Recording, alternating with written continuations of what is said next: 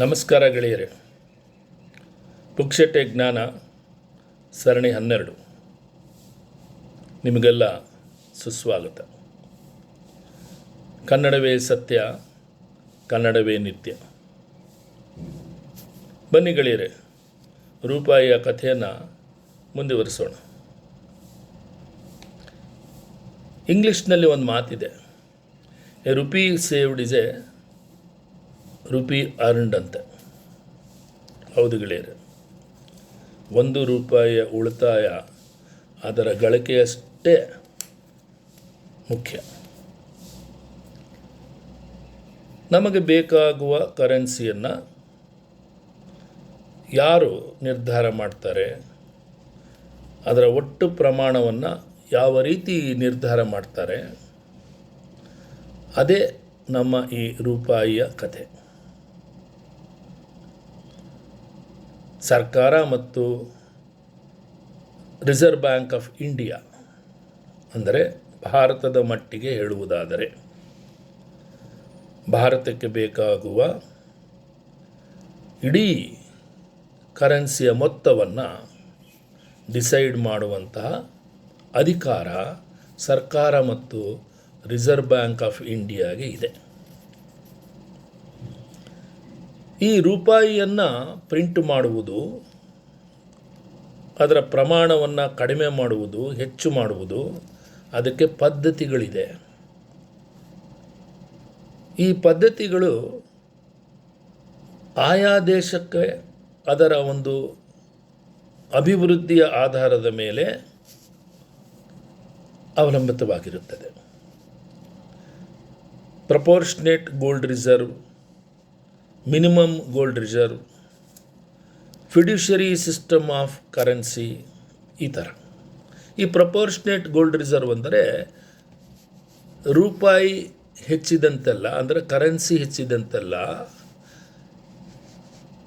ಚಿನ್ನದ ರಿಸರ್ವನ್ನು ಸಹ ಹೆಚ್ಚಿಸ್ತಾ ಹೋಗಬೇಕು ಇಂತಿಷ್ಟು ಪ್ರಮಾಣದಲ್ಲಿ. ಪ್ರಪೋರ್ಷನೇಟ್ ಅಂತ ಅರ್ಥ. ಮಿನಿಮಮ್ ಗೋಲ್ಡ್ ರಿಸರ್ವ್ ಅಂದರೆ ಒಂದಿಷ್ಟು ಮೊತ್ತವನ್ನು ನಿರ್ಧಾರ ಮಾಡಿ ರಿಸರ್ವ್ ಬ್ಯಾಂಕ್ ಆಫ್ ಇಂಡಿಯಾ ಅದರ ಮೇಲೆ ಕರೆನ್ಸಿಯನ್ನು ಪ್ರಿಂಟ್ ಮಾಡೋದು. ಫಿಡ್ಯೂಷರಿ ಅಂದರೆ ನಂಬಿಕೆ. ಸರ್ಕಾರ ಬಹಳ ಪ್ರಬಲವಾಗಿದೆ. ರಾಜ ಮಹಾರಾಜರ ಕಾಲದಲ್ಲಿ ನಾವು ಹೇಳೋದಾದರೆ ಅವರ ಮೇಲಿರುವಂಥ ನಂಬಿಕೆಯ ಆಧಾರದ ಮೇಲೆ ಕರೆನ್ಸಿಯನ್ನು ಪ್ರಿಂಟ್ ಮಾಡುವುದು ಫಿಡ್ಯೂಷರಿ ಸಿಸ್ಟಮ್ ಅಂತ ಅರ್ಥ. ನಾವು ಈಗ ಬಳಸುತ್ತಿರುವುದು ಮಿನಿಮಮ್ ಗೋಲ್ಡ್ ರಿಸರ್ವ್. 200 ಕೋಟಿ ಮೌಲ್ಯದ ಪ್ರಬಲವಾದ ಬ್ಯಾಕಪ್ಪನ್ನು ಇಟ್ಟುಕೊಂಡು ಅದರಲ್ಲಿ 115 ಕೋಟಿ ಚಿನ್ನದ ಗಟ್ಟಿಗಳನ್ನು reserve bank of India secured ಆಗಿ ತನ್ನ ಬಳಿಯಲ್ಲಿಟ್ಟುಕೊಂಡು ಹಾಗೂ ಉಳಿದ ಹಣವನ್ನು ಬೇರೆ ಬೇರೆ ದೇಶಗಳ ಜೊತೆಗೆ ವ್ಯಾಪಾರ ಮಾಡಿ ವಿದೇಶಿ ವಿನಿಮಯವನ್ನು ಗಳಿಸಿ, ಆ ವಿದೇಶಿ ವಿನಿಮಯವನ್ನು ಹೆಚ್ಚಿದಂತೆಲ್ಲ ನಾವು ನಮ್ಮ ಕರೆನ್ಸಿಯನ್ನು ಹೆಚ್ಚಿಸಬಹುದು. ಹೀಗೆ ಕರೆನ್ಸಿ ಹೆಚ್ಚು ಪ್ರಿಂಟ್ ಆದಾಗ ಹಣದುಬ್ಬರವೂ ಆಗುತ್ತದೆ. ಅದರ ಮೇಲೆ ರಿಸರ್ವ್ ಬ್ಯಾಂಕ್ ಆಫ್ ಇಂಡಿಯಾ ತನ್ನದೇ ಆದ ಕ್ರಮಗಳನ್ನು ತೆಗೆದುಕೊಂಡು ಹತೋಟಿಯನ್ನು ಮಾಡುತ್ತದೆ. ಇಲ್ಲಿ ನಾವು ಅಮೇರಿಕನ್ ಡಾಲರ್ ಬಗ್ಗೆ ತಿಳಿದುಕೊಳ್ಳೋದು ಅವಶ್ಯಕ. ಏಕೆಂದರೆ ಅಂತಾರಾಷ್ಟ್ರೀಯ ಮಟ್ಟದಲ್ಲಿ ವ್ಯಾಪಾರ ವಹಿವಾಟಿನಲ್ಲಿ ನಾವು ಪೇಮೆಂಟ್ ಮಾಡುವುದು ಅಮೇರಿಕನ್ ಡಾಲರಲ್ಲೇ. ಅಂದರೆ ಅಮೇರಿಕನ್ ಡಾಲರನ್ನು ನಾವು ಪರ್ಚೇಸ್ ಮಾಡಬೇಕು ಮತ್ತು ಅದನ್ನು ಪೇ ಮಾಡಬೇಕು. ಈ ಅಮೇರಿಕನ್ ಡಾಲರ್ನ ಪರ್ಚೇಸ್ ಮಾಡಬೇಕಂದ್ರೆ ನಾವು ಇವತ್ತು 96 ರೂಪಾಯಿಗಳನ್ನು ಕೊಟ್ಟರೆ ನಮಗೆ $1 ಸಿಗುತ್ತದೆ. ಅಂದರೆ ನಮ್ಮ ರೂಪಾಯಿ 96, ಆ ದೇಶ ಅಂದರೆ ಅಮೇರಿಕದ್ದು $1. ಹೌದು ಗೆಳೆಯರೆ, ಈ ದಿಕ್ಕಿನಲ್ಲಿ ಬಹಳ ಯೋಚನೆ ಮಾಡಬೇಕು. ನಮ್ಮ ರೂಪಾಯಿ ಪ್ರಬಲವಾಗಬೇಕಾದರೆ ನಮ್ಮ ಆಂತರಿಕ ವ್ಯವಸ್ಥೆಗಳು ಪ್ರಬಲ ಆಗಬೇಕು. ಬೇರೆ ದೇಶಗಳಲ್ಲಿ ನಮ್ಮ ವಸ್ತುಗಳಿಗೆ ಬೇಡಿಕೆ ಹೆಚ್ಚಾಗಬೇಕು. ಹೊರದೇಶಗಳಿಗೆ ಆದಷ್ಟು ನಮ್ಮ ವಸ್ತುಗಳನ್ನು ರಫ್ತು ಮಾಡಿದಾಗ ನಾವು ಕರೆನ್ಸಿಯನ್ನು ಅರ್ನ್ ಮಾಡಬಹುದು. ಆದರೆ ಹೆಚ್ಚಿನ ಅಂಶ ನಮ್ಮ ಕರೆನ್ಸಿಯ ಭಾಗ ಕ್ರೂಡ್ ಆಯಿಲ್ ಪರ್ಚೇಸ್ ಮಾಡುವುದಕ್ಕೆ ಮತ್ತು ವಿದೇಶಿ ವಸ್ತುಗಳನ್ನು ಪರ್ಚೇಸ್ ಮಾಡುವುದಕ್ಕೆ ವಿದೇಶದಿಂದ ನಾವು ತೆಗೆದುಕೊಂಡಂಥ ಸಾಲ ಅದರ ಮೇಲೆ ಬಡ್ಡಿ ಕಟ್ಟುವುದರಲ್ಲಿ ಖರ್ಚಾಗುತ್ತದೆ. ಅದಕ್ಕೆ ನಮ್ಮದು ಅಭಿವೃದ್ಧಿಗೊಳ್ಳುತ್ತಿರುವ ರಾಷ್ಟ್ರ.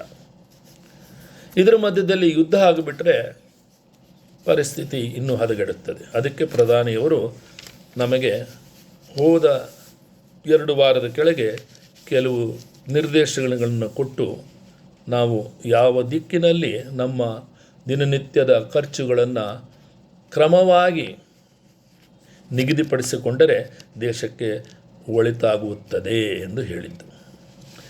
ರೂಪಾಯಿಯ ಮುದ್ರಣ, ಅದರ ಬಣ್ಣ, ಚಿತ್ರ, ಭಾಷೆ, ಅದರ ಭದ್ರತಾ ಲಕ್ಷಣಗಳನ್ನು ರಿಸರ್ವ್ ಬ್ಯಾಂಕ್ ಆಫ್ ಇಂಡಿಯಾ ನಿರ್ಧಾರ ಮಾಡುತ್ತದೆ.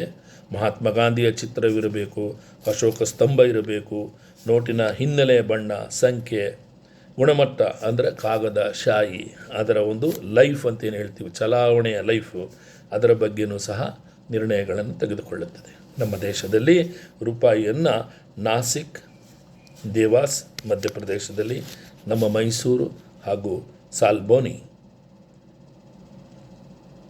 ಅಲ್ಲಿ ಪ್ರಿಂಟ್ ಮಾಡ್ತಾರೆ. ಮಿಂಟನ್ನು, ಕಾಯಿನ್ಗಳನ್ನು ಮುಂಬೈ, ಕಲ್ಕತ್ತಾ, ಹೈದರಾಬಾದ್ ಮತ್ತು ನೋಯ್ಡಾಗಳಲ್ಲಿ ಪ್ರಿಂಟ್ ಮಾಡ್ತಾರೆ. ಇದಲ್ಲದೆ ನಾವು ಪೇಪರ್ ಕರೆನ್ಸಿ,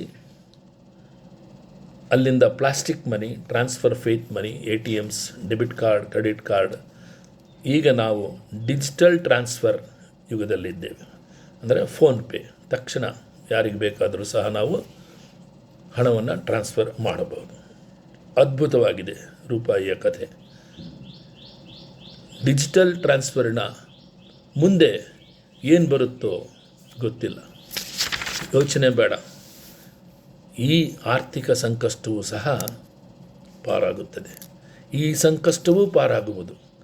ಕಾಳಜಿ ಬೇಡ, ಕಾಯಕವಿರಲಿ. ಮತ್ತೆ ಬರ್ತೇನೆ. ನಮಸ್ಕಾರ. ಸರ್ವೇ ಜನ ಸುಖಿನೋ ಭವಂತು.